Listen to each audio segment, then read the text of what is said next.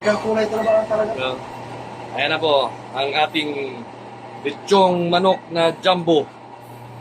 Sobrang laki, dinosaur. Ay, balag. Ayan. Ito, experimental lang to. Hindi naman natin bibenta to. Ang minamaster natin dito is yung timpla. Tapos kung paano ang tamang pag-ihaw. Baka kasi na kita namin ni Paul yung yung may ngalap, yung uling. Tama lang. Yung sa taas.